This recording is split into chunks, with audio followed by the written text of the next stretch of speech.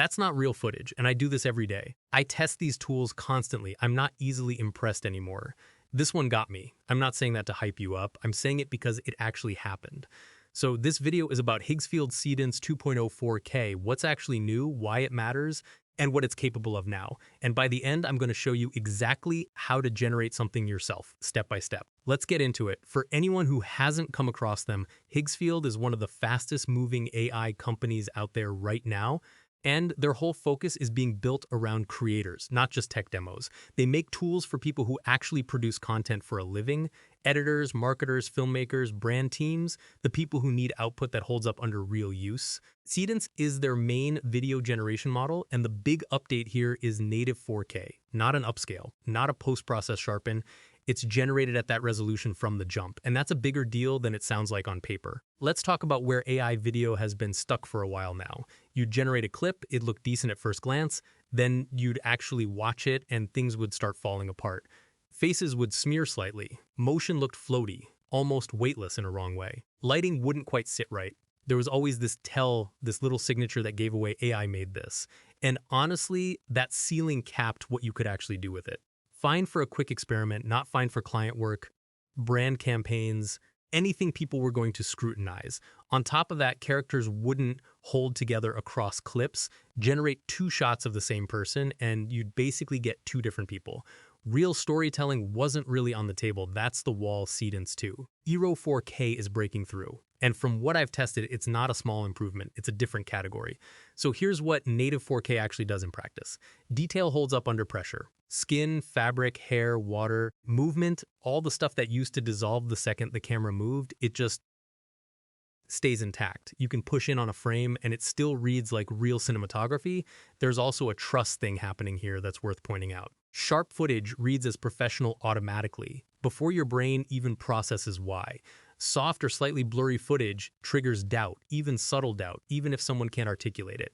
That's been quietly working against AI video this whole time. This closes that gap.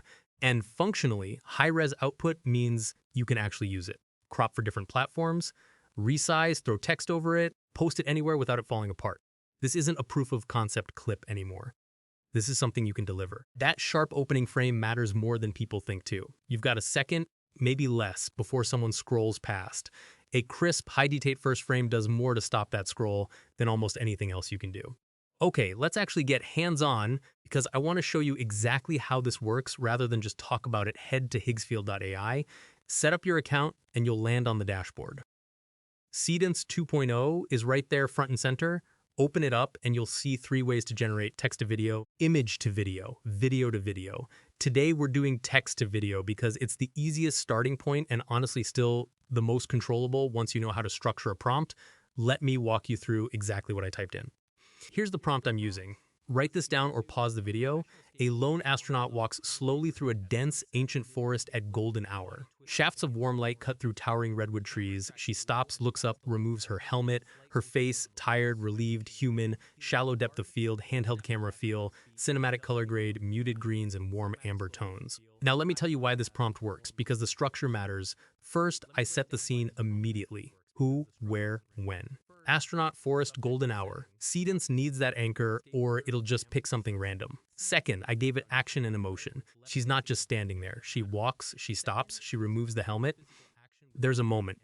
Emotion in the action is what separates a cinematic clip from a random one. Ratio, I'm going 16:9 for cinematic. Pick your duration. I usually start at 8 seconds to see if the direction is right before I go longer and hit generate.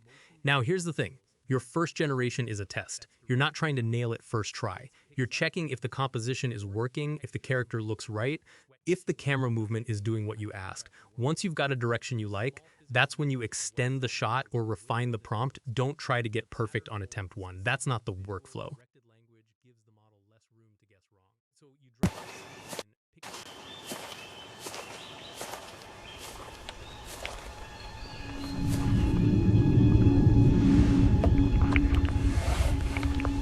And look, this is what comes out.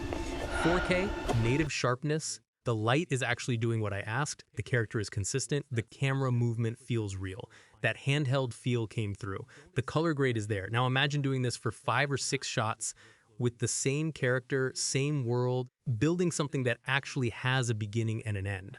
That's what Seedance 2.0 makes possible. Now that the consistency is locked in, this took me about 2 minutes to set up. The generation itself is fast, and this is production ready. I could throw this straight into DaVinci or Premiere and it holds up. Quick tips so you don't waste generations: be specific about the subject. The consistency piece is what pushes this from neat to actually usable. You can build something with a real arc now, a sequence, a campaign, a story, instead of a pile of clips that don't connect to each other. It's not flawless. You still need to direct it well, use solid references, and expect to iterate. But what's possible here has genuinely moved. If you want to try it out, the link's in the description, Higgsfield.ai. If you make something with it, put it in the comments. I actually want to see what people build with this. And if this was useful, subscribe, because I'm going through a lot of these tools and I'll always give you the honest read on what's worth your time. All right, catch you in the next one.